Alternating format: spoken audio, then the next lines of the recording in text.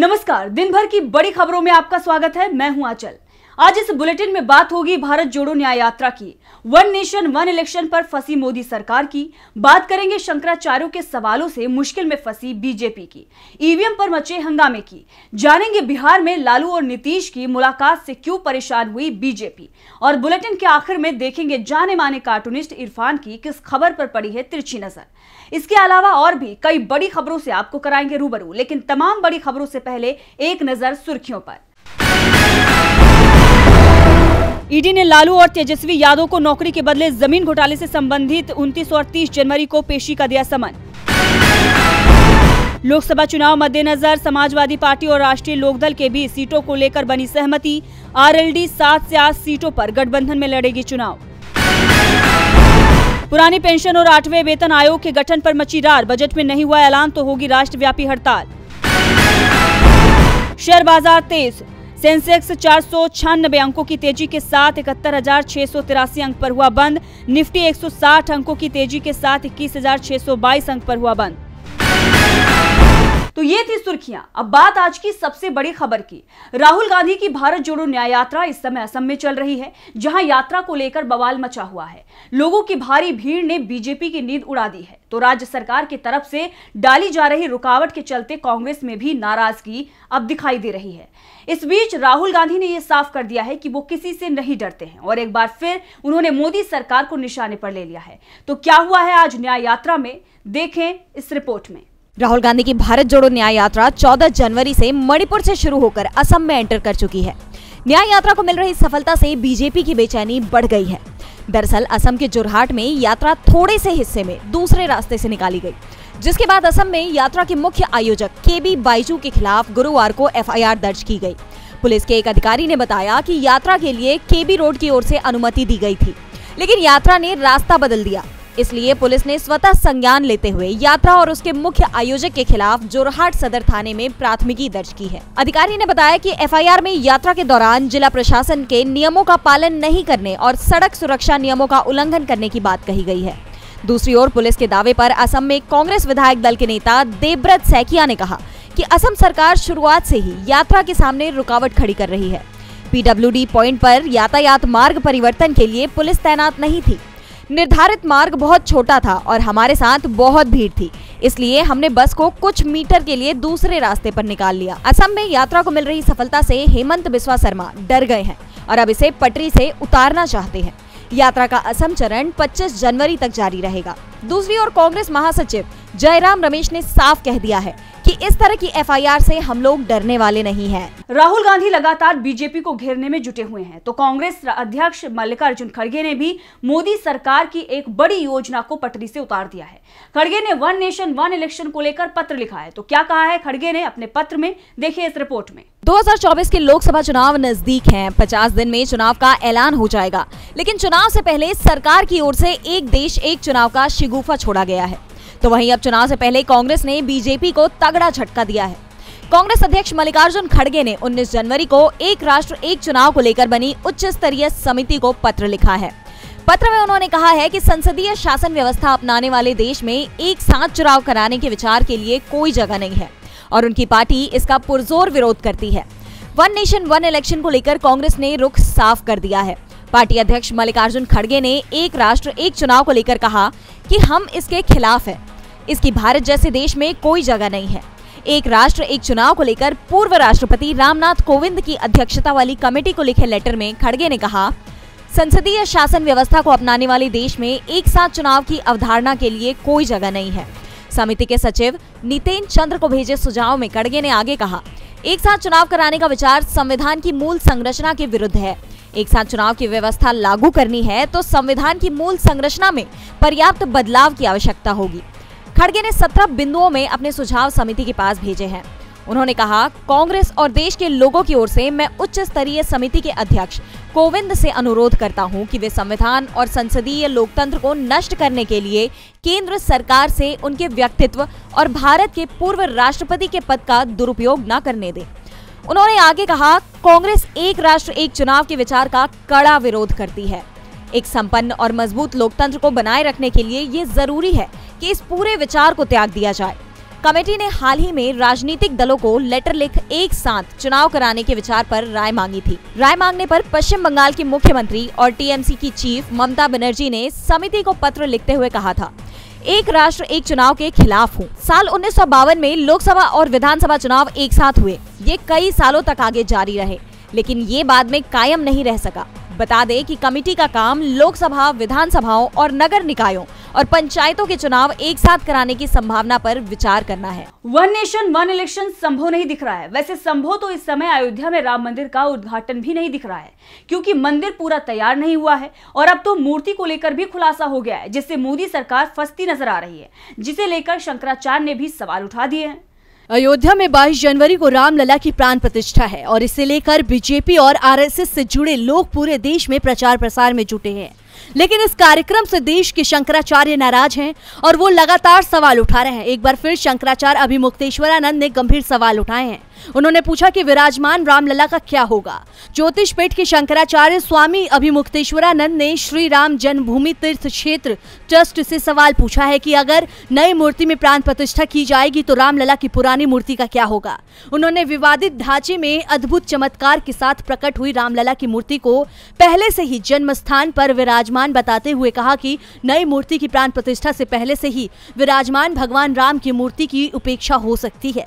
शंकराचार्य स्वामी अभिमुक्तेश्वरानंद ने श्री राम जन्मभूमि तीर्थ क्षेत्र ट्रस्ट के अध्यक्ष महंत नित्य गोपाल दास को पत्र लिखते हुए कहा कि रामलला ने अपने जन्म स्थान पर रहकर कई कष्ट सहे हैं। उन्होंने अपना मुकदमा लड़कर अपना जन्म स्थान पाया है। उनके साथ राम मंदिर आंदोलन में जान गंवाने वाले उनके आंदोलनकारियों की यादें जुड़ी है।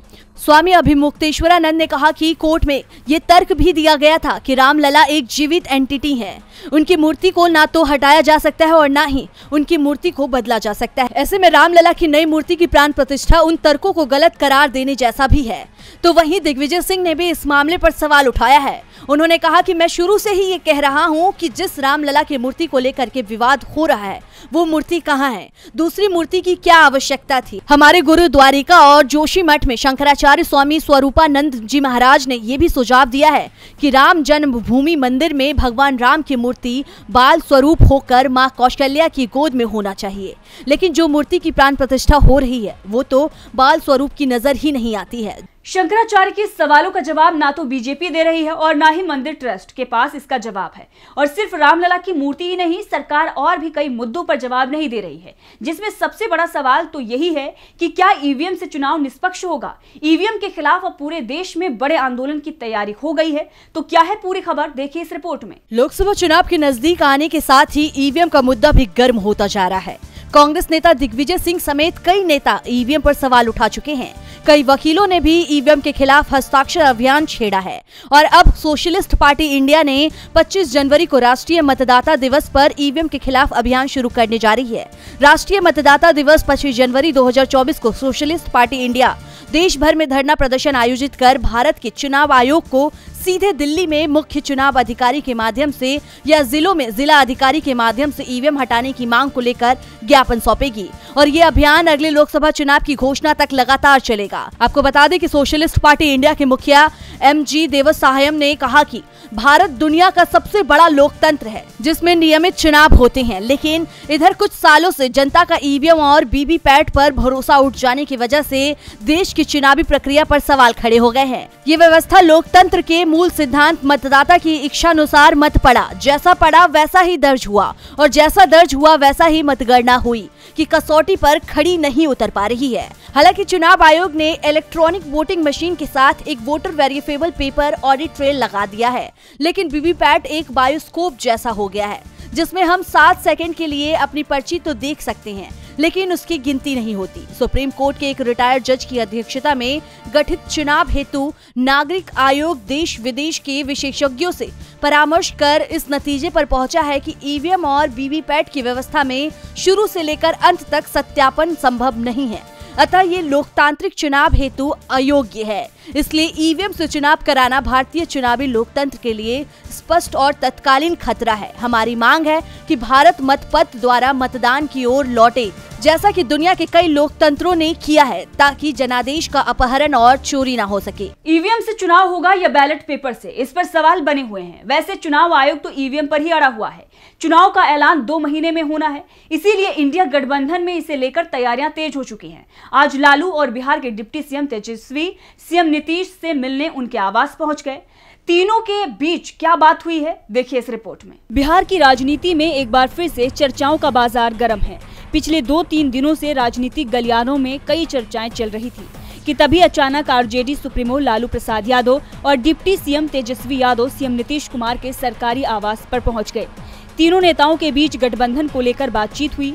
बाद में तेजस्वी यादव ने उन सभी सवालों को खारिज कर दिया जिसमें दावा ये किया जा रहा था कि जेडीयू और आरजेडी के बीच टकराव चल रही है।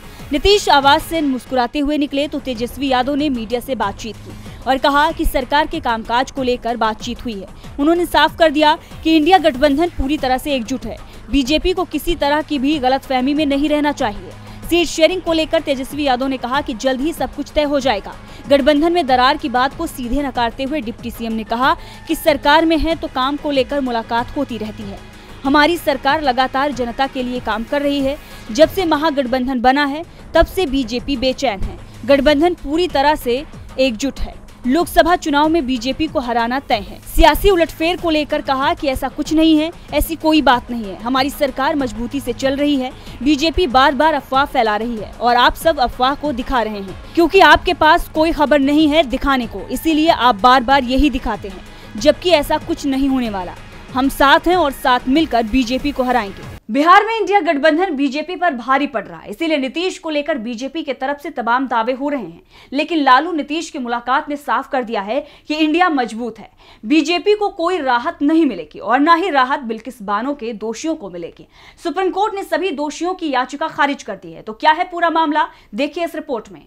बिल्किस बानो केस में सुप्रीम कोर्ट ने दोषियों की याचिका रद्द करते हुए अपना फैसला बरकरार रखा है। कोर्ट ने इन दोषियों को सरेंडर करने के लिए और वक्त देने से इनकार कर दिया है।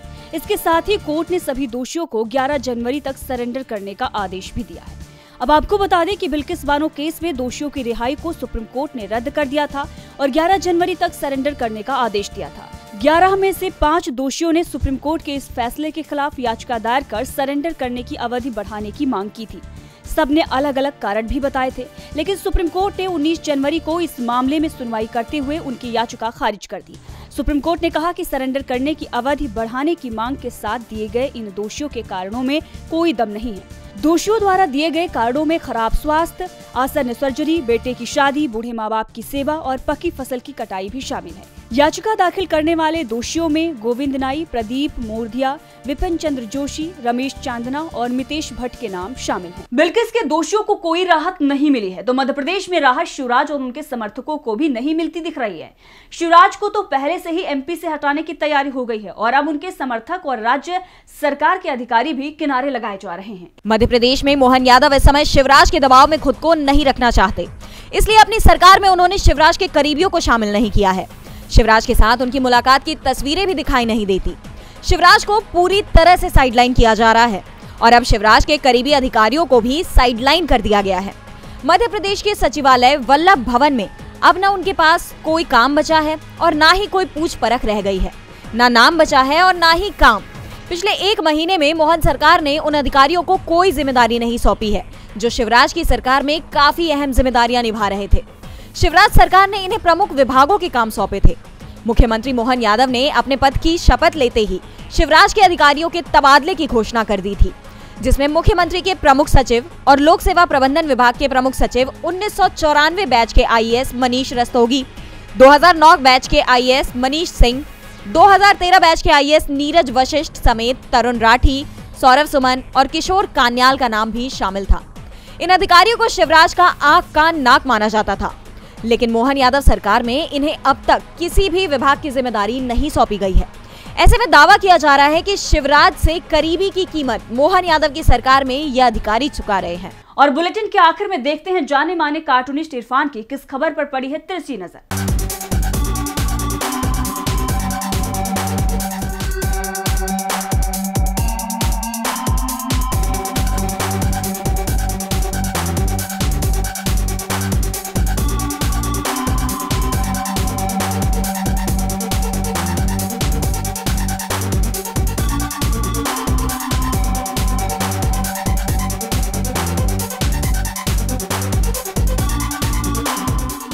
प्रधानमंत्री रोज कुछ ऐसा कर देते हैं या उनसे हो जाता है कि वो खबरों की सुर्खियों में अपना नाम लिखवा लेते हैं। आज वो मन से पीएम आवास योजना के घरों को लोगों को देते हुए रो पड़े। काश कभी वो मणिपुर महंगाई और बेरोजगारी पर भी रो पड़ते, जिसका कि जनता को बेहद इंतजार है।